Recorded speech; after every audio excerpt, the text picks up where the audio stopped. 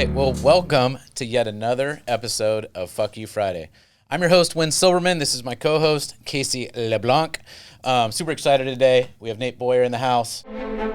I'd never played a day of organized football in my life. People said I was too small, too slow, too old. Nobody wants a 30-year-old rookie on their team. Well, I guess I'm no ordinary rookie.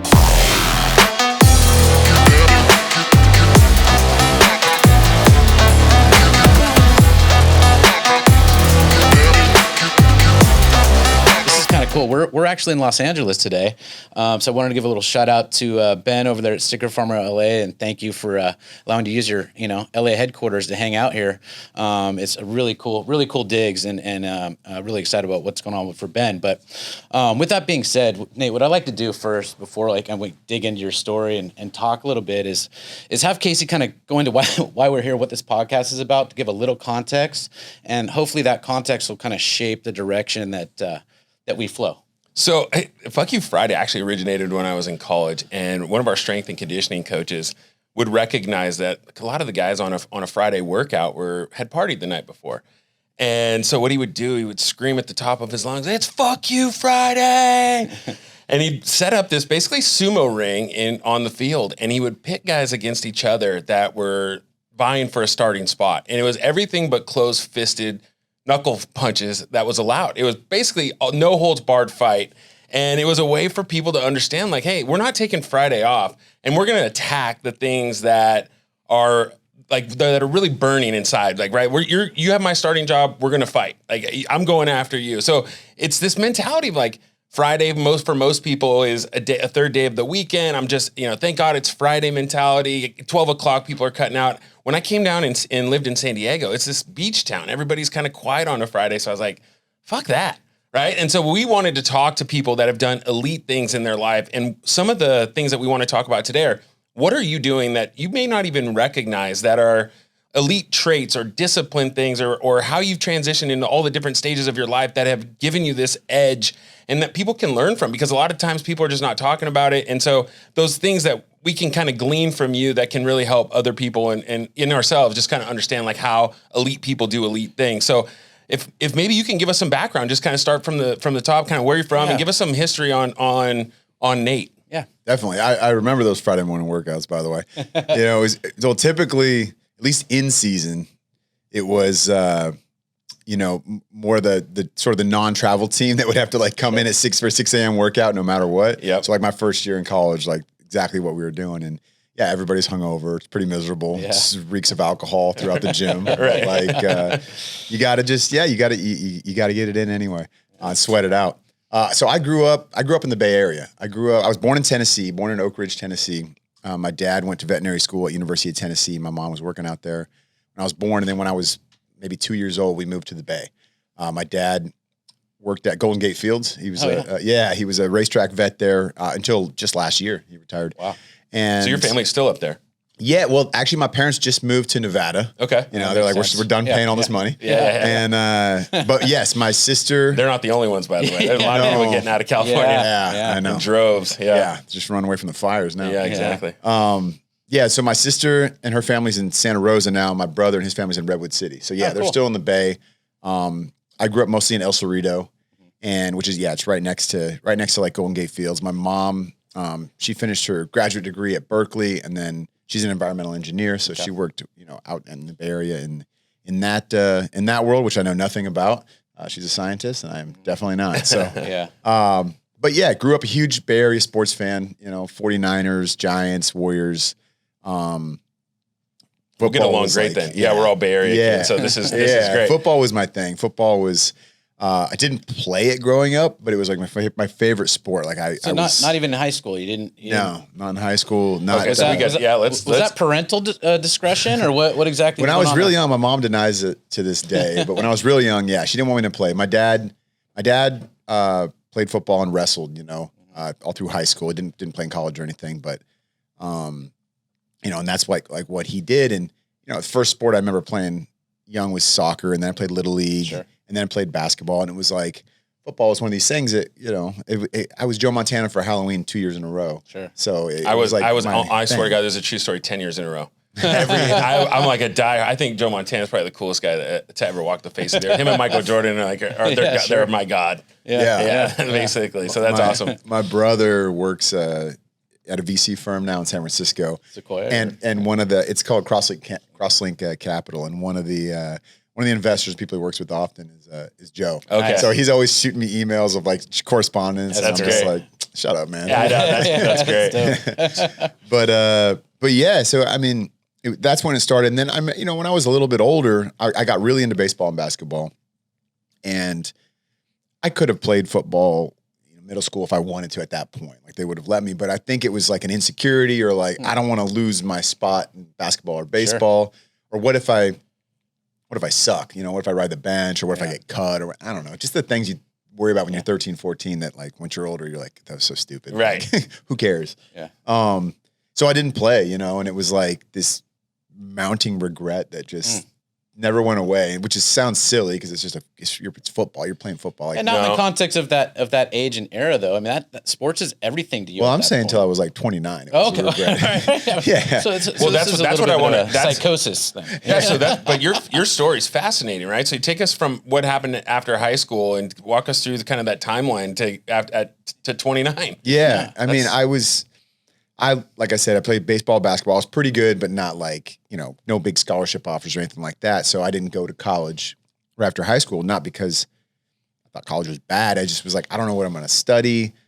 I mean, I would go if I was playing sports, but Were you getting pressured by your parents are educated? Yeah, very educated. So definitely they didn't like verbally pressure me. I just felt that, I think pressure to excel or succeed, but like they never pushed really in that way. Of course they pushed me to do well in school and like work my ass off and not be lazy, but they never like tried to push me down a path of like, you should be this or you should be that. And, and if you don't get, if you don't go to college, you're going to be a failure. It was never that kind of conversation.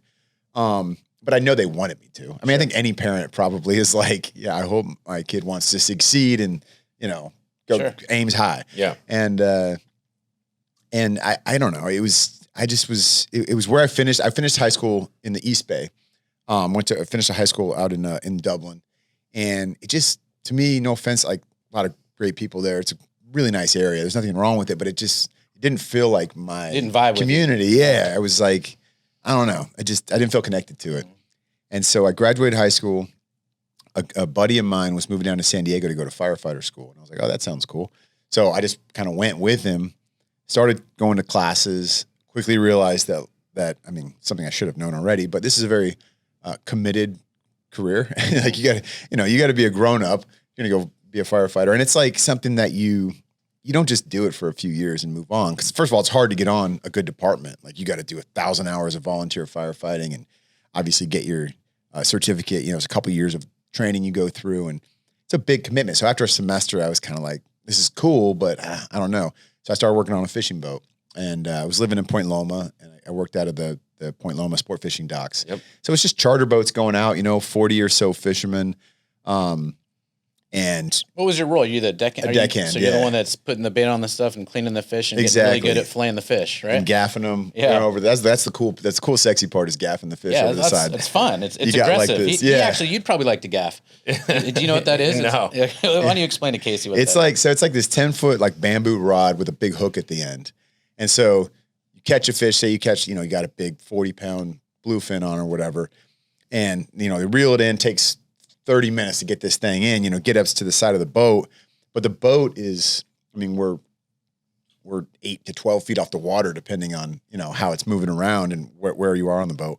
And so you got to reach this as a deckhand, the fisherman's got the tuna on the line. You reach that, the gaff down in the water, the hook, and you're basically trying to make it up. So okay. Yeah, no, exactly. But the fish is like, it's doing like the infinity symbol, like kind of going back and forth. And so you got to time it.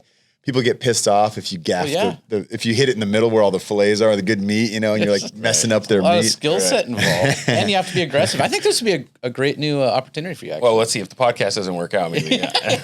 You should do one out there though. You know what? There's so many characters out there. Yeah, there are. You would find somebody that's got just this insane story. You know, some captain that's been out at Point Loma for 40 years doing that and take you out. They got some stories. Yeah, you're right. Oh yeah, yeah. It's cool though, but it was. I mean, I loved it because it was like I felt like I was making my own way. You know, it's super blue collar and like, you know, just it was fun too. Like it was living in San Diego's not bad. Living in San Diego's not bad at all, especially at like 18, 19. Right. You know, yeah, it's a good life. Because it's it's a big college town in a lot of ways. You know what I mean? There's just a lot to how do. old are It's you very now? young. I'm 40. You're 40. Okay. 40, yep. Right on. So did that, and then after about a year. I actually moved to LA because I was interested in film and TV at the time and didn't really know what I was going to do. All aspects of it were interesting to me from like in front of and behind the camera. I was like, this is just cool. Like I love storytelling. I'd like watch some films that, I don't know, just sort of inspired me and like, or I just was. Something intrigued you about it. Yeah. I think the challenge of it too. I loved challenges since I was a kid. You know, I've always just been attracted to those. And so I came up here, spent a couple of years not doing much as far as like really pursuing that. I wasn't going to ask my parents to send me to film school because I didn't even know if this was the ultimate thing I wanted to do. But I don't know, and LA's a tough city. It's a tough city. Yeah. It'll eat you and chew you up and spit you out, right? Exactly. Yeah. Exactly. And it probably did a little bit. But then 9/11 happened. I was 20 years old when 9/11 happened and didn't join the military right away, but it got me thinking about it. And I started I'd save my money up and go backpack somewhere. And eventually that brought me to. So you didn't have, do you have a family of like a family history of serving in the military? Both my grandfathers were in World War II. Okay. And I got a cousin that went to the Air Force Academy. But not really. So 9/11 hits, and what's going through your head? Like like everyone else, or is it more deep? And walk me through how you ended up in the military? I think it was mostly shock of 9/11 first. I was just like, wait, what? Like, how could this happen? It's 2001. Right. Literally like that kind of I don't know. It just was. I just couldn't believe that people would want to do that. A and B that somehow like that could happen and. Especially in America. I mean, we live in as I know, even more now, like quite a bubble and, relatively safe place, compared to a lot of parts of the world. And yeah, so it just like, it sort of just like shook me up and I was just like, man, I got to get out of this bubble of LA and do some exploring and kind of figure out what makes sense for me. And so you went on a journey because you went from LA to, I believe you started traveling through Europe, right? I mean, hit a various number of countries, kind of backpacked it, or yeah, exactly. I was just trying to find like what the hell is going on with yourself. Yeah, exactly. I loved it. I loved like the adventure of it, like the unknown. I wouldn't go there with this big itinerary. I'd have a general idea, like, okay, I'm flying into London on this date, and I'm flying out of Paris on this date, or whatever, and I'll just all by yourself. Yeah. That's awesome. Yeah. Best experience of your life. Yeah, I mean, at the time for sure. And it was like, one time I went over there and I had a couple friends that were on like a tour bus trip around the country. So I would meet them up in certain places here and there, but I was on my own. Well, I like the freedom of being able to choose to meet your friends or not. Yeah, exactly. Yeah. Sometimes I didn't. Yeah. And if you want to stay, an extra day, somewhere because you're having a great time, or if you're like, you go somewhere and you're like, this place kind of sucks. Not really into it. You just leave. Yeah, right. You just, they had this train pass back then. I don't know if they still do, but if you were under 25, right, you got some. Yeah. It cost like a couple $100, but it was like unlimited country to country for like a month. Yeah. You know what I mean? That's so awesome. I'd go. You could go. You're like, I'm going to go to Italy today. And you just go. You just jump on the train and go. And it's pretty sweet. I love that. That's great. I wish we had our Amtrak system was a little like better like that, but also it's so big here. Things feel a lot closer. The topography of Europe allows that train system to be really nice. I mean, you're not dealing with a lot of mountains and hills, particularly in California, right? I mean, the Amtrak system's a little rough here. Yeah, but it is what it is. Anyway, so you did Europe and then got into the military. Yeah, I did that. Okay, came back. went on another trip down to sort of Mexico, Central America, and then the whole time are you still? Is it in your head, kind of this 9/11 thing, or is it this lingering idea of like I want to serve, I want to do something about it? Not really military yet. Okay, but just like I definitely want to do something that I feel like matters and something more global. I don't know. So that brought me to the Darfur, and it was the height of the genocide there. The Darfur is a region in Africa that's on the border of Chad and Sudan, and there's a genocide that's been occurring for a long time. At the time, I think just in a matter of a couple of years or so, maybe less, like 300,000 people had been murdered, and there's mostly women and children left stranded in these refugee camps, and they were understaffed. I read this Time magazine article about it and was just like blown away. And I was like, I gotta go help. And I called every NGO, like Doctors Without Borders and all those other ones, and they all told me, you don't have a college degree, you don't have any special skills. Like, what are you going to do? And I'm like, well, I'm reading about how you guys, you're not even able to build the camps fast enough. Like, I could do something. I'll do whatever. And they're like, well, it's just not that simple. And I was like, okay, whatever. So it is that simple. In my opinion, I went to the AAA in Burbank and bought a plane ticket and just flew over there and figured it out when I got there. And ended up volunteering for a couple of months. And I was, assisting in the medical centers. I was playing soccer with these kids, every day. And so I hate to jump in. I don't mean to interrupt, but this is kind of the point of this podcast of just doing shit, right? Like you identified a problem. Everybody else like convolutes the problem and nobody's finding any solution. You're like, fuck it, I'm just going to go. I'll figure it out, right? Like, I'm just going to go do. That's a common theme, it's a trait. We've talked to a lot of elite people and they almost take it for granted. Like, you just go through that story like, yeah, I got on a plane and just went and started solving the problem, right? But there's so many people that are like, they said no. They said it can't be done. They just, and they become part of the problem, right? And it's just like very natural for you. And that's part of the reason for the podcast. Like, I literally identified a problem and I wanted to do something about it. I tried to go through the proper channels. The proper channels are all fucked up. Nobody knows what they're doing. So I just decided to do something on my own. I got on a plane and went. Yeah. And that point is just, I think should be highlighted because a lot of people just don't do that and don't understand that they can do that and should do more. So that, I think that's awesome. Well, I will say this, and I'll direct to the camera on this one. Please. Except when it comes to women, no is my favorite word. You know what I mean? And like, for me, that means like, when someone's like, no, you can't do that, or like, no, that's not possible. That's a challenge. It's a challenge. You know what I mean? Yeah. Not with girls. Right. That's not okay. No means no. Yeah. But you know what? You guys get it. Yeah. You understand what I'm saying, and like. And I want to kind of stay on that. Does that come from like your childhood? Like, were you from the day you were born just this competitive? Like, if you tell me no, I'm going to flip that to a yes, no matter what. Like, do you have this lineage, or like is this like this? I don't know if from like super young or when, but I definitely was competitive. Okay, very competitive. That's in your DNA. Yeah, that's probably in my DNA, and it's because my parents definitely are as well. Whether that's in. From academics or in sports or whatever, sure. They're both they are very competitive people, very proud people. They work very hard, and they're both, especially my mother. It's like I'm just going to do it myself because someone else will screw it up if I don't. Sure, it's hard. And I struggle with that as well, like trusting people to do it right, do a job right. You know, so So that I think that's all. That all contributes to that. Awesome. I couldn't put a year in my life on, a number of when I really developed into that, person. But but I always felt that way. I always felt like, I'll just do it myself. And was always cool with being alone and kind of doing things alone and like being on my own. I mean, didn't have and haven't had a ton of like committed relationships with women throughout my life.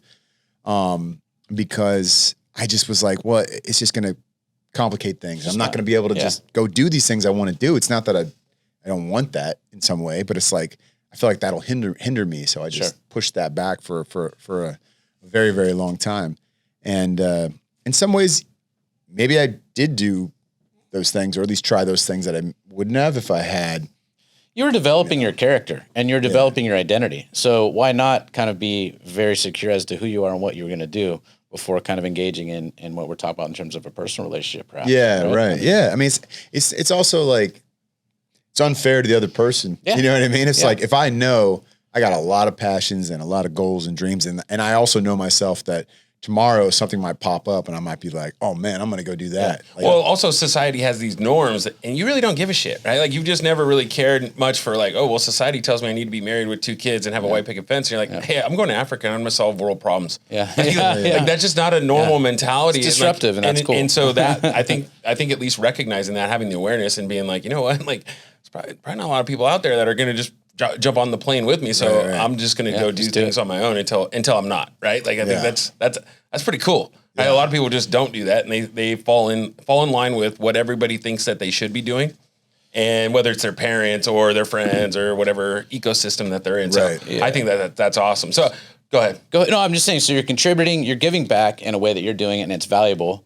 But where does this transition to a military perspective? Yeah. So the end of that quote unquote deployment, you know, that time over there. Cause as I look back on it now, that was sort of my first special forces mission without knowing it. I wasn't in the military, but I just figured it out. I talked my way onto a UN flight once I got in country, got out to those camps, like just made it happen, you know, figured it out. Yeah.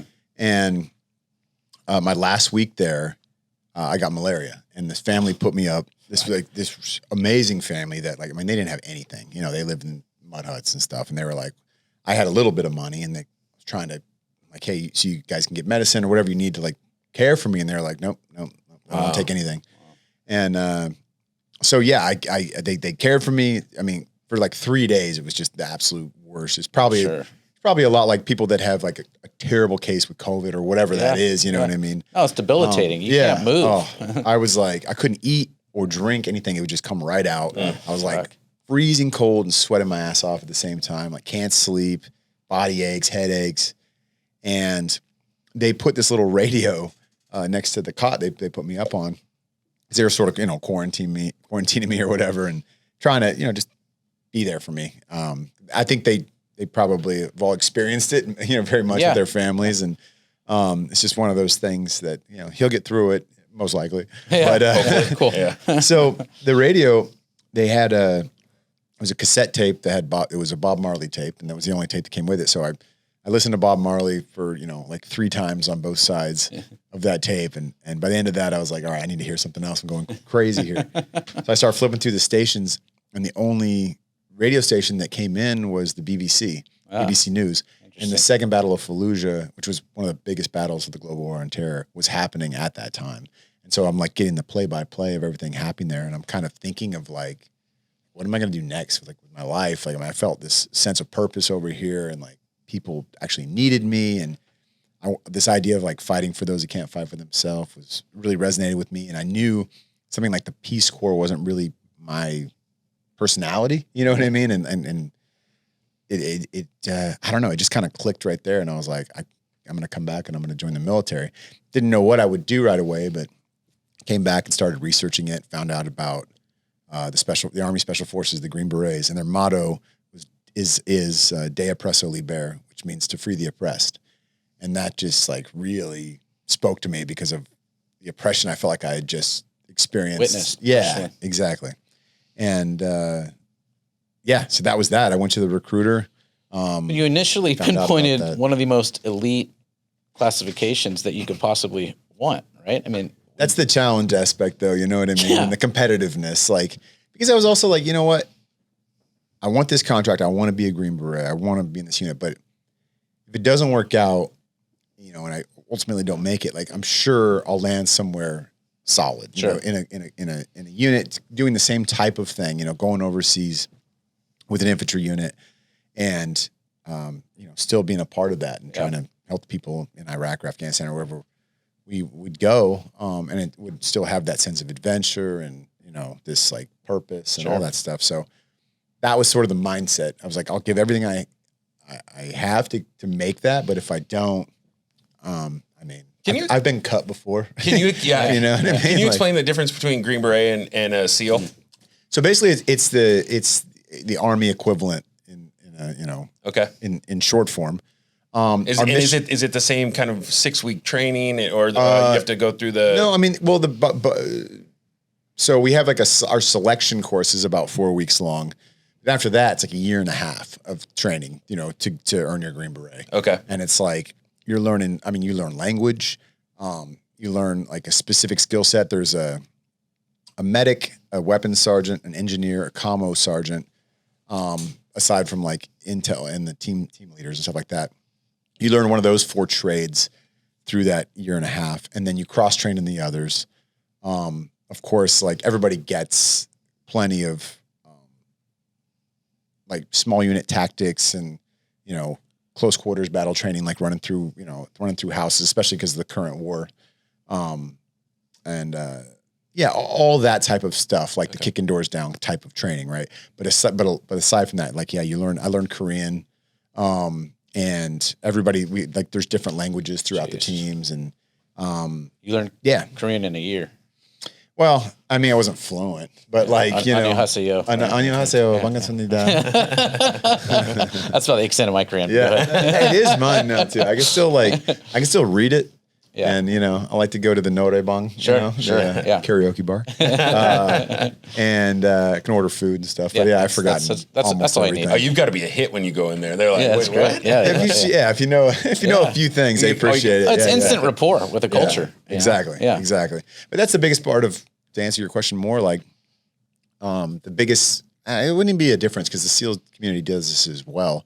But a big part of the mission set in the Special Forces is, of course, unconventional warfare, but also a foreign internal defense. So like we're going to Iraq, to Afghanistan, wherever we go, we train, often live with, and then fight alongside host nationals. So Iraqis, Afghans, it becomes one of the biggest firefights I was ever in was like 12 Americans and like alongside like 60 Afghan special forces, which they're special forces. They don't have the resources we have, the education, like all that stuff, but like they're fighters, you know what I mean? Yeah. And so like there are a lot of those, it was cool. Do you have some perspective on just current conditions and some of the things that are going on with obviously the pullout, the withdrawal and kind of the unfortunate circumstance it's sad, it's frustrating, but it's not simple. And it's, you know what I mean? Yeah. I don't like how a lot of people are like, well, we should have done this, should have done that. It's like, it's First of all, hindsight's 20/20. Oh, of course. It's so complicated. That's a complicated region, right? Like that. Yeah. You've been there. Totally. And so what, like, can you give us some perspective from someone who's been there on just what it means when you say it's complicated? Well, there's just like that, the culture there is been the culture for thousands of years. You know what I mean? And like the traditions, the customs, things that in America we would be like, that's crazy. Like, how is that legal even? You know what I mean? How is that the norm? But it is. And I'm sure they feel the same way about a lot of the things that we do. It's ethical relativism, right? Yeah, I mean, we might see something as right and wrong here, whereas in a completely different world, it's shifted. The morality shifts. Totally. I mean, the biggest thing that is hard for me is like just the way that the women and children are treated in those places. And then they're not all treated like negatively or poorly. It's just they're not valued in the same way. Right. You know what I mean? And I know that plenty of people in America, and that's a conversation we have all the time, the equity of like men and women, right? And it's still not. It's not there. It's not there, but it's way further along than a culture like that, And that's, I don't know if further along is the right word, because in their eyes, like it's right what they're doing. In their eyes, we've regressed. Excuse me. Yeah. No, that's a good point. So there's that. Just the amount of poverty and lack of education. That's one thing that I really, whenever people are just like, well, this is what whether it's the Taliban or whatever culture, they're like, that's their way of life though. And I'm like, yeah, but they're like repressing of education generally in any culture, I just think is fundamentally wrong, because people should always be able to choose for themselves whether they think this is right or not. And if you have no access to the outside world and even understanding that there's other options, like life doesn't have to be like this. Are you coming from a perspective, not to get too philosophical with you, but I think this is where it's going. Do you believe that there are certain, like basically universal truths, like universal things that we all need to, as a global community, hold on to? I mean, is there something that's burning there that goes, hey? I don't know. That's a good question. I haven't really thought about it in that regard, but Maybe. Maybe I do. Maybe I do. And maybe that's also just a part of my indoctrination into America, your makeup, right? And my belief system. Because I try to not count somebody out just because I believe something different. You know what I mean? And think differently.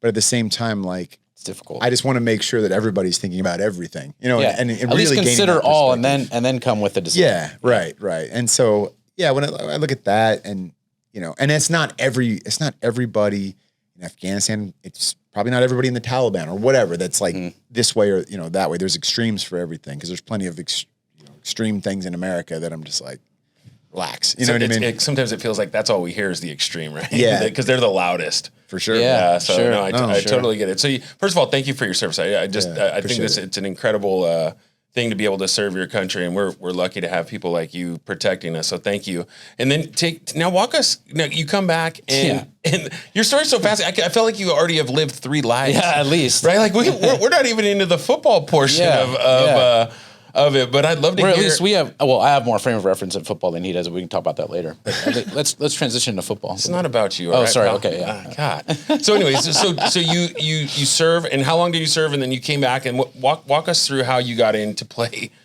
College football at that age. One of the most exclusive programs in the country. Yeah. I was like I said earlier, I regretted not playing. And it didn't go away. It was like a weird thing that just kind of stuck with me. And it would go and come and go and come. And I would just be like, well, I mean, I'm in my 20s now, it's too late. Sure. What are you going to do? Can I ask you a question about your mentality at this point in your life? Are you feeling like I could pretty much do whatever the fuck I want? Like, do you feel like, because I've done so many different things, or are you just taking it kind of once, compartmentalizing in your life and just one step at a time? What's next? Yeah. And not even reflecting on kind of some of the amazing accomplishments that you've already done at the mid 20s. I'm not great at reflecting. Okay. You know what I mean? Trying to work on that, but you're a doer. I haven't done that a ton, but it wasn't so much that like feeling like I could do whatever I want. It was just like, it was starting to believe that legit anything is possible by almost anybody. You know what I mean? We all have some type of limitation at some level, of course, but I think the biggest limitation is the one that we put on ourselves. And we think like, people don't go to college at 29 and play football, especially ones that never played before. Like this, people don't do that. You can't do that. That's that can't, and that no thing is like, we tell it to ourselves probably more than anybody. And that's who we believe above everybody else too. And like, I mean, I'm sure that's a product of hearing other things and what people have called you and what people have told you when you were a child. We've all been bullied at some level by somebody at some point, and it sticks with us. We remember those little things, even as small as they may be. Well, it's kind of how you respond to it too, right? If you hear no, and then that's what you believe, and you just kind of tuck your tail and turn around and run, then that becomes a habit. It becomes habitual. But in your case, you hear no, and it's like challenge accepted. Got it. Yeah. And the light comes on. It's like, okay. Now we got to perform. Especially the no in my own head. Like when it's like, oh, you can't do this. It's too hard. Whether it's someone else or your own head, right? It's something or someone is telling you no, whether it's you or someone else, an outside force. And then something clicks. It's like, okay, it's go time. Like you don't want to let that thing beat you. Right. It's competitive. That's awesome. You're 29 at this point? 29. Yeah. I'm actually in Iraq. And it's like I'm up for reenlistment. So I got to make a decision in the next year to reenlist or I'm out, and I ended up making the decision over the next few weeks because it was football season while we were deployed. And like we're watching Monday Night Football at 5 a.m. on Tuesday. Sure. In Afghanistan or Iraq or whatever. Yeah. Because of the time change, and like we get back from a mission and it's like I clean up and I'm not going to sleep right away. I'm going to go watch football and like, kind of dial it down, and just kind of chill out. Yeah. And it's just like, it's always been my favorite sport, like I said earlier. And it just like, I'm just watching it thinking like, man, that would be so cool. I still wish I would have done that, and then I just was like, you know what, why not? Like, why not go back? I'm ready to go back to school now. I figure at that point, if I don't go to college now, I'll probably never go. And so I was like, you know what? I'm the GI Bill, the Army's going to pay for it. I'll go to college and if I do, I might as well try out for the football team wherever I go. And like, so casual. Not? Yeah. So I started training for it. I put the work in starting there. I was like, we have a little, crappy gym on base there, and but it's something, and you need something to occupy your time and like get you through. I mean, this is still there's still probably 5 months left on the deployment when I make this decision. So I was like, all right, how can I utilize that time? This is kind of my Friday, those 5 months are just like, well, everyone else is like, I can't wait to get home. Just want to get through the deployment. I'm just like, this is an opportunity because I'm not going to be out here partying, like I'm going to get in the best shape of my life. I'm going to start lifting different. I'll start doing football drills, all that kind of stuff. And then when I get back, I'll apply to schools, see what happens. And it's this mentality. Like, I can't stress it enough how unique it is. It's one of the reasons why we talk about what are you doing that it just seems that it comes out of your mouth so naturally. Like, oh, I just decided I'm going to spend the next 5 months training to go to, and you said something that was great. I started to put the work in. Right, people they want to play college football, but they don't want to put the work in. They want to go and they see the lights. They see the lights in the uniform. They don't know what it took to get there. So you spent 5 months training. Walk me through those 5 months, and then what you did after it to actually make the team and stuff. That's just so it's like incredible. I mean, we still got our mission. We're still over there, doing that. But there is downtime. A lot of people have their different hobbies. Some people play freaking video games. You know what I mean? Like on deployment. It's a very common thing. You need those things to take you away and keep it back, take you away from what's going on, but like keep your life balanced. Keep your mindset balanced. And if it's just go, mission all the time, you're gonna burn yourself out. That's part of the challenge, right? There's a physical component, but there's also this intellectual component of how you can stay sane in an insane area or time where there's a lot of chaos, right? And we all need something just generally in life, deployment or not. Everybody needs something to look forward to. Yeah, you know what I mean? I was like looking forward to this chance, even if I didn't make it. But there's an opportunity. It's the process, right? You start to believe in yourself. When you put the work in, I always say like everybody, people just like, oh, I just believe this thing. And I'm like, but why do you believe that thing? Because for me, I need a reason to believe that thing. How are you going to get there? Yeah. How many? Yeah. So like, I don't actually believe it. I think it's maybe possible and I would like to try, but I don't actually believe I could do it until I started to put that work in. And then like, I start to see a little bit of results, then you start to gain confidence. And then you're like, I actually do believe. Momentum is beautiful both ways. Yeah. And then eventually you believe like, there's no way I'm not making this thing or doing this, That's when you tend to win. But it starts, I think this is an important point though. It starts when you start to do the work, right? Then you have these milestones, albeit they're small milestones, but the momentum starts to build where you're like, wait a minute, I did this, now I did this. And then all of a sudden you're a college athlete and you already know it, right? And there's this mental part of winning and momentum that you start to build upon that starts to equal success, which is, I think it's a fascinating point. So continue, but I just want to make sure we highlight some of these things they're just fascinating because they're elite. It's what manifests an elite human. No, exactly. But it just should be highlighted because I think people can really glean something from it. Is that you didn't go from having an idea to go into college where you just said, all right, after 5 months, I'll show up, I'll try out. It was like the work started today.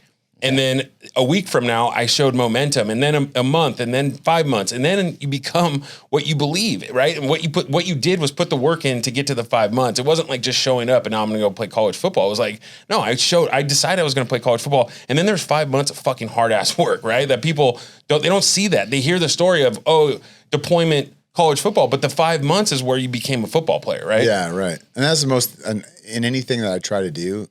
Looking back on it, when I do reflect. The most exciting time is that time where it's like, I have this dream and now I'm pursuing it and I have no idea if it's going to work out or not. But like the fact that I'm still, I don't know, like that, the dream itself is what fuels you, what makes you excited about it. And then you're putting the work in and you start to see progress and you get a little win here and there, you're just like, this is possible. This is possible. Once you get it, and once you achieve it, it's still cool and great. Like, don't get me wrong. But it's never as it's the journey. Yeah, the journey is so much more rewarding. You know what I mean at the time. So that's why as soon as I finish something, it's like, what's the next thing? I want to feel like that again. You know what I mean? I want to. So you go play. So you go come back, and then how do you decide on Texas? And you make the team, and then you play for how long? Walk us. Yeah, during that deployment, my team sergeant, and we butted heads a lot. With this guy, he always had a Texas Longhorn hat on, and it's a common thing you see. Bradley Cooper wears one when he's playing Chris Kyle, in, American Sniper, and it's not just by accident. Like, it's very common, especially especially in the military generally, there's just a lot of people from Texas. Sure. And people even that aren't, it's one of those logos. I mean, it's the biggest brand in college football by far. Mm-hmm. It's the most recognizable brand, and I was just like, that's the biggest challenge then. Like, that's got to be the biggest challenge, like that part of it. And it was just like all these guys, I don't know. I was just like that. I had no connection to Texas. I actually pulled for USC when Vince. Good. I'm pulling for USC this weekend, actually. Vince Young. Yeah. Who do they got this weekend? I played at San Jose State. They got San Jose State. Yeah. That's right. Yeah. Go Spartans. Good luck. Yeah, I know, right? I want to make sure we cover what the next 40 years is going to look like for you. Like what these challenges, like every single one of them is fascinating. So you go to college football and then you like walk us through getting to the pros and this is just. So I chose Texas, decided on Texas, the only place I applied. And then went out there and do you call the coach or I showed up on campus August or no, because I actually went to school started going to school in the spring. Okay. It was the spring semester was when I started. But I went out there the summer before when I got back from my deployment. I got back, I think, in May or something. Mm-hmm. And I went out there, in that summer right after just to see it. I was like, I got to go see the campus, see everything. Yeah. I went out, I kind of snuck onto the field, and I was like out there on the field. I'm like, wow, this is incredible. And then I ended up meeting the strength conditioning coach. And just asked him when tryouts were, how that worked, and he recognized that I was older, and he was like, what's your deal? And I was like, well, I was in the military and, or I am in the military. I get out in January and, I'd like to come try out. And he just was like, yeah, well, let us know when you do, obviously I had to get into school. I think I found out that I got in like in October or something. So I wasn't even sure that I was going to get in at that point, but I had a decent idea that I might. Because, and you kept training. Yeah, and I was taking overseas. I took just some online college courses just to get, so I could transfer in as a sophomore, sure. Just to get, because some of my military credits actually transferred. But then I was like, all right, if I just get all A's on these online kind of easier courses, and I have a good GPA, I feel like with the military background, you got a shot. I got a good shot, yeah, of getting in, and I did, and I got in, so I transferred in academically as a sophomore. Yeah, and just went to tryouts, went as hard as I could, 90 miles an hour in the wrong direction sometimes, but just and got onto the scout team, which was the start. So it's I got a locker, I got a jersey, I get to dress for home games. And so that first year, that's what I did. And then on Veterans Day, they put me in to run down on kickoff coverage because we were blowing out Texas Tech. So that was my first ever play. And I was nowhere near the tackle, but just I threw a guy down that tried to block me, and it was this, I just got that bug. I was like, oh my gosh. And I go over to the sideline, everyone's all psyched. That's awesome. And so I was like, I got to find a way on the field. And that's when I started that during the bowl practices that year. I started long snapping because the starter was graduating. I'd never long snapped before. I was about to turn 31 years old. Here we go again. But challenge accepted. I was like, I need to find a way on the field. That's a thankless job that no one wants to do. Thankless. You can only be a villain. Only, yeah. No one knows who you are until you screw up. Yeah, everybody knows who you are. Yeah. Right. So I started messing with it. I gave myself the patience of, you're gonna suck for a couple months. It's a new skill. I mean, remember when you first started learning how to shoot a pistol in the military? It just took a long time. You got to just practice it and put in the work. Yeah. All the little pieces to it. There's a common theme here. Yeah. Yeah, exactly. Right? Exactly. Yeah. Commit to it and then work your ass off. Do what it takes. Do the work that it takes. And so spring practices roll around and I'm start snapping on the scout team. And then I start snapping with the second team and then come back. I mentioned before we started talking, I transitioned into the National Guard from active duty. So I was still in the military. But just wasn't bothered during football season and all that. Went overseas that summer and, brought a couple footballs with me. So my downtime, that deployment was long snapping. And Mac Brown was a coach at the time. Right before I left on the deployment, I said, hey, coach, I seriously want to compete for that starting job when I get back, and he was just like, yeah, of course, thinking okay. I mean, you're lucky to be on the team, kid, but he genuinely gave me that shot when I came back, and I ended up winning the backup job in training camp. First game of the year, the guy that they'd recruited to be the new long snapper for the next 4 years. In the first game, he had a couple of not great snaps, and so I got an opportunity the next week and started for 38 straight games after that until I graduated. And so I just started. That long snapping became my opportunity. Is a niche you carved out to contribute and be on the field. So we'd be remiss if we didn't talk a little bit about the Kaepernick situation. Speaking of football, what that probably put you in a spotlight that I think between the two of you that there was a major event that happened in the NFL, and it's still around, right? Like, can you walk us through what happened with that and kind of give us some perspective on just the detail of it? I think it's been told in a couple of different ways. I mean, you got a shot with Seattle. You're in the league. You're in the next level. Yeah. But where did this Kaepernick scenario manifest? So I graduate. I get out of the military, but those things sort of end at the same time. It's 2015, and I signed as a free agent with the Seahawks. So I go through OTAs, training camp, and played in one preseason game before I ultimately got cut. So that one game I played in, just like in college, I was always asked to lead the team out of the tunnel with the American flag and run them out because I was in the military and all that. So the Seahawks asked me to do that for the game that I played there in Seattle. And, we're playing against the Broncos and Peyton Manning's last year. They went on to win the Super Bowl that year. And, it was just it was incredible just to be on the field in an NFL uniform. Awesome. I played the whole second half that, at 34 years old. That's a rich moment. To have that, it's something I will absolutely never forget. And the most interesting or exciting part of it at the beginning, or the most memorable part of it, I should say, is at the beginning of the game when they played the national anthem.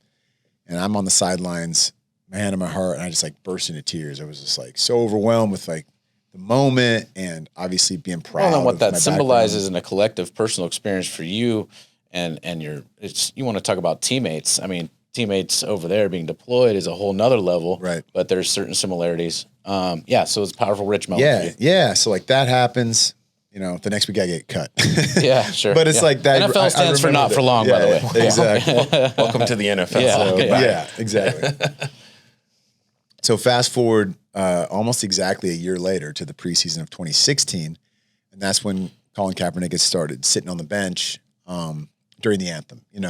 And he was in his interview. He was like, "This is about police brutality and law enforcement not holding people accountable when unarmed men are shot, or men and women, I should say." And he said things that kind of rubbed me the wrong way, but he also said things that I was like, that's a good point.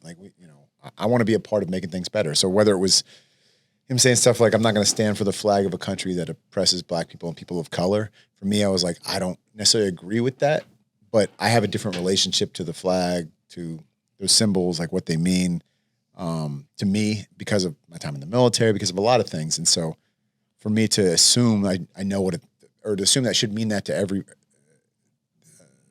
it should mean that the sentiment should feel the same for everybody else. That's not fair. That's not right. So, and I was getting hit up by CNN and Fox News and MSNBC and all these agencies. They already pinned you as with the militant background.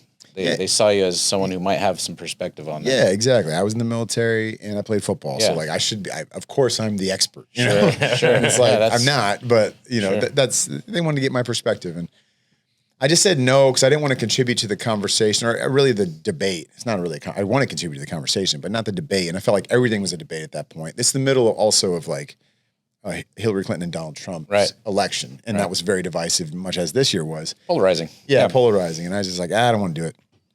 So I agreed finally to write this open letter through the Army Times because I knew they'd let me write whatever I want. They'd hit me up a few times as well, and they wrote a nice article about me when I was playing, and I was like, I feel like this, I'll do this. So I wrote that letter, and it went out, and it went crazy viral, and Colin ended up, through his publicist called me and said, Colin read the letter. He was really inspired by it. He wants to meet. Can you meet him tomorrow? And I was like, where? She said, in San Diego, they're playing the Chargers in their final preseason game.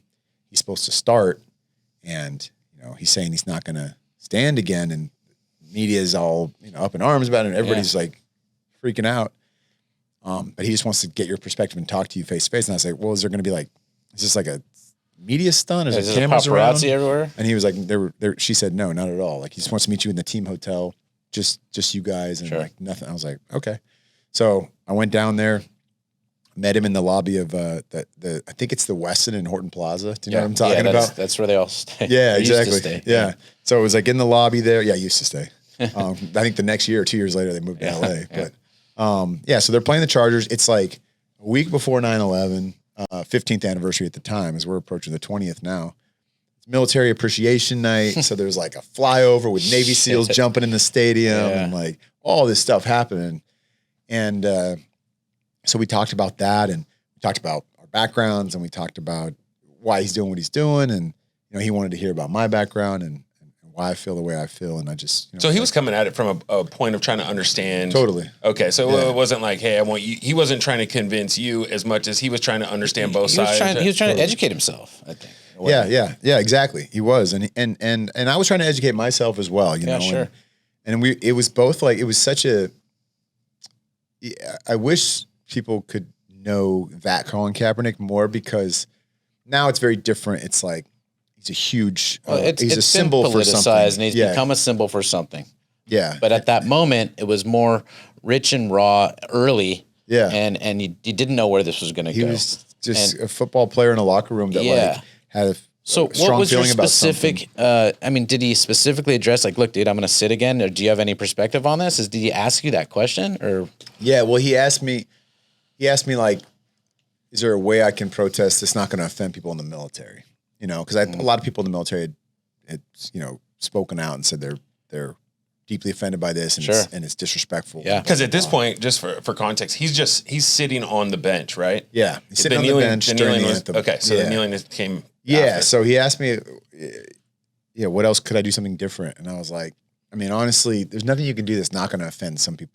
Yeah, no matter what. Like, there's going to be people that'll be offended. I said, if you're asking my opinion, I think being alongside your teammates is the most important thing in some way or another, because when the game starts, you go out on that field, it's like you're shoulder to shoulder with these guys and you're working together for something. You don't all agree on everything, whether it's politics or religion or whatever, but you put that stuff aside and work together. And that's like I think that's a good message for the country. One of the beauty of sports, by the way. Yeah, exactly. Yeah. I mean, you look up in the stands, people are everything, and they're all mixed together, and they just figure it out. They wear in the same jersey for 3 hours, and it's all good. Yeah, So it was like, that was my one thing. I was like, I just think being alongside your teammates is a good message for the country. Just to see that.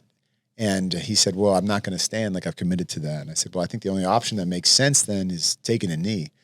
To me, that's a respectful gesture. People take a knee to pray, to propose to their future spouse. Now, did you liken this to? I was told that if someone in the military, obviously, if a family is mourning, that there is a tradition out there where during the national anthem, the immediate family can tend to kneel. Is that something or is that just something that I've? Okay, no, I don't know. I was curious about it. No, I mean, I'll say, like, if I go to Arlington, visit, a headstone, I'll take a knee out of respect. Okay.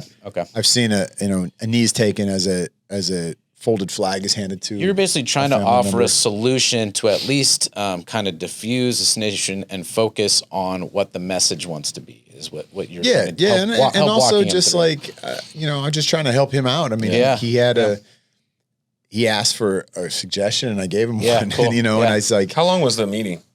Probably an hour and a half. Maybe 2. We sat down for a while. That's a while. And is it just on you game two? day, which is crazy. Yeah, that's crazy. And like it was 4 hours before kickoff. And is it just you two, or Eric Reed joined us as well? Okay. Yeah, he Eric was Reed another one. us. Okay. Yep. And so he actually knelt with Colin that night. Right. But and was that was the first time, right? Yeah, that when was the first time. That was the first time. And are you at the game? Are you on the sideline? I'm standing right next to him. You are? Yeah, Wow. there's pictures of that. That was the picture. Okay. Yeah. Is that the only time you guys were together?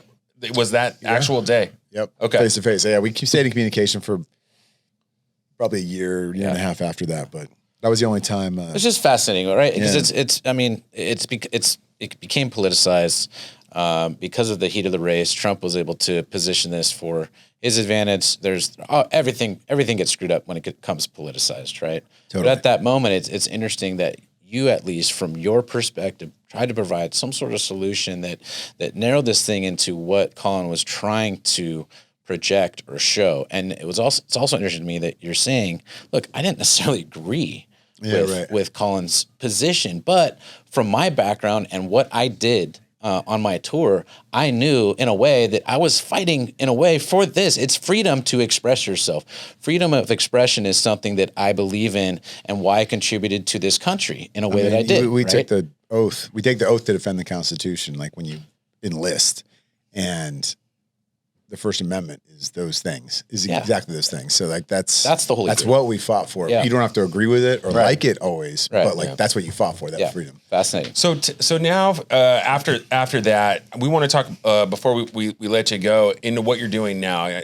We've talked before. Is really cool. We talked about your program, the MVP program. Can you tell us a little bit about that, and then also walk us through the film and the creative and because it's just based on the hour that we've been kind of wrapping out here, there's been a lot of fucking like amazing stories. So I'm curious as to what the next, like what's next for you? What's next for you? And so we want to talk about what you're doing now, and then what does the future look like? Who's someone that's going to tell you no, or what no is going on in your head that we can bet on? I feel like telling you no just to see what happens. So MVP started not long after I got cut from the Hawks. Mm-hmm. I considered going back into the military briefly, and I didn't really know what I was going to do because it was like both those locker rooms are gone. No more military, no more football. I don't know who I am. Like I feel like I need some of that structure, but also just like that sense of a very strong purpose. Mm-hmm. And Jay Glazer, who'd become a good friend, he'd helped train me at Unbreakable Performance Center here in Hollywood for that opportunity in the NFL. And got me ready. I put a ton of weight on before I went to Seattle. Like they were all part of that. Like you needed to be at least 240, right? Yeah, I got up to 228. Okay. Which, it wasn't all just good enough. Weight, but it was like it was big. And anyway, so like we stayed friends, and I came back after I got released from the Seahawks. I actually stayed at his house for a bit. And man, we were having these conversations about the similarities in the locker rooms, and also like conversations with. I'm talking to like a Green Beret buddy. Jay's talking to a NFL player first year out of the league. That's like, what do I do? Who am I? The broadcast. I'm not getting any calls about broadcasting. Like, I mean, that's the normal thing, right? It's your identity, right? It's your identity for your most. Not everybody's a Hall of Famer, man, and not everybody leaves the military or football or whatever it is on their own terms. But if you've experienced any sort of success in sports, that will be the makeup of your identity for as long as you can do it. I mean, you're revered in a way. Yeah, but I think what we're talking about is what happens after. Oh, 100%. The lights turn off. I'm saying it's very difficult to transition into your next identity because for the last, let's call it 25 years, you've been almost in a way revered, and your ego and so many complexities are wrapped up in this. It's very hard to unwind. So go ahead. Yeah, no, most of the guys that make it to that level, whether it's football or whatever sport, like they made the decision at 8 years old, like this is what I'm going to do. This is who I want to be. And sometimes that fizzles out in high school. Sometimes it's a funnel. Sometimes talent, through a certain point, it's like, maybe you can make that college team, but you're just not going to get to that next level. And even like with me, it was like I found one of the most unathletic positions on the field to try to get, and it's still like there's one snapper on an NFL team. There's only 32 long snappers in the NFL at a time, and there's thousands of people trying to do this thing. It's just not that simple, And it ends at some point, no matter who you are, Peyton Manning, Nate Boyer, freaking Tom Brady, it's going to end. You know what I mean? Maybe not Tom Brady. Yeah, maybe he'll play till he's 81. Yeah. But that's going to end. And the same with the military. It's like you could stay in the military for a long period of time, but like you're not going to be, kicking doors down like you wanted to be when you were 25, 30, 35 years old. It's like eventually your body breaks down and it's like someone else's turn. It's just the way that goes. Yeah. And it's hard to let go of that because it's like the adrenaline, the mission, the locker room, the camaraderie. It's like so strong. You've lived it. You've lived it, and now you're here to find a solution to help get out of that next, or to transition, and that's really, really cool. And that's why you started. It's just like it's helping provide the community, of those people. Yeah. Because all those people are still that warrior. Like the fighter still remains, like that quote, quote, it's like, you're still that person. Like you've got all this energy and ideas and passion. It's like, you feel like you can't, I can't like express it. I don't know what to do and how to express it. I mean, the reality is like, you could do anything. You just don't know that in the moment. You're so stuck in like, this is what I did for 25 years. That's who I am. And it's like, no. You're the person that outworked everybody else to get there. Yeah. You know, that's who you are. And you can transfer that energy into anything. And it doesn't matter that you didn't play football till you were 29 or, you didn't go to college till you're 40 or you didn't, whatever. All of a sudden I'm like, damn, I've always wanted to, take pictures. All right, go be a freaking photographer. Yeah, like, get after it. You're gonna within a year. I guarantee if you bust your ass, you're gonna be great at it. If you put that same type of work ethic in that you did in the military, you did in pro sports, and so that's all. It's just reminding each other of that. That's what MVP is all about. Awesome. Like building that community up, that network, pushing each other to continue to be great, and then being there, especially for each other when we feel alone, honestly, suicidal. Like there's a lot of, even in sports, man, I mean, the veteran suicide rate is very, very high. People are pretty aware about that in the country, but in sports, I mean, the life expectancy for someone that has a full NFL career 50. It's like 53 or something. It's very low. Yeah. Like that's, and I know a lot of it is injuries and traumas. It's all that, of course, like, well, it's also the training staff, the doctors that have your best interest. Right. But no, so all that, that stuff matter, but like for us, like what we focus on is just the mental health aspect of it. That's awesome. So that's the biggest part about MVP. And then the movie, I directed a movie in October that we just finished post-production on, and it's about the genesis of MVP. So at its core, it's about a Marine veteran who's living in a homeless shelter in Hollywood on Sunset Boulevard, and it's a real place. We filmed on location at this real shelter, and it's all veterans living there. They're all like Afghanistan and Iraq veterans too, young guys. And he meets an NFL player who's the first year out of the league. This guy's a first-round draft pick that just dealt with injuries and coaching changes, and he never was on he never had a winning season. You know what I mean? He's 8-8 was the best he ever did, and so he feels like a failure, and people, consider him a bust. And that's the story of so many, and everything was out of his control. Like he did everything he could, it just didn't go his way. People won't understand that unless they won't. They won't. I mean, because there's the other side of those stories of someone like a Tom Brady that was a 6th-round pick, and timing and circumstance gave him that opportunity, and he took advantage of it. I mean, I'm not taking anything away from Tom Brady, but like there's a bit of luck in that story of just like right place, right time, and there's plenty of guys that are just wrong place, wrong time that could have been there too, and it didn't work out. So these two guys meet, and their lives feel lost and empty, and like feel like unconnected, disconnected from the world. And like on paper, they have nothing in common. I mean, they're, aside from doing different jobs, different skin colors, from different parts of the world, like they have so much in common. Like they're going through the same they're going through the same thing. They're in the same place. They recognize that and help each other through it. And that's really, really awesome. Yeah. That's really, really awesome. Listen, I could sit here and talk to you like for 3 or 4 more hours, but I know that we all have our schedules to abide by. And I just wanted to take this moment to, first of all, thank you for taking the time and sharing some of the elite traits that you have. And it really helps us kind of flesh out some of our purpose, which is, how do you win and how do you get to where you want to be? So in a sense, thank you very much. And thank you guys. This happens to wrap up another Fuck You Friday episode. Yeah, we are recording live on a Friday, so this is actually it really is our Fuck You Friday. Yeah, it is a Friday. And thank you. I think like Wynn said, I think there's just so many nuggets in there about what you've done and accomplished. It's going to be super exciting to watch what you do next, because in 40 years you've done probably what 8 people could probably tell you in story wise. So excited to see what you do in film and creative, and thanks for giving us an hour of your time. So that was awesome. And I have to be remiss. Guys. Listen, guys, we're on every platform out there. You can download us. You can slide into his DM all the time. He likes that. Whatever you want to do, we're happy to flesh out questions that you guys may have. It's been really, really fun, and that's kind of a wrap. That's a wrap. Thank you very much, man. Awesome. Thank you, guys. Appreciate it.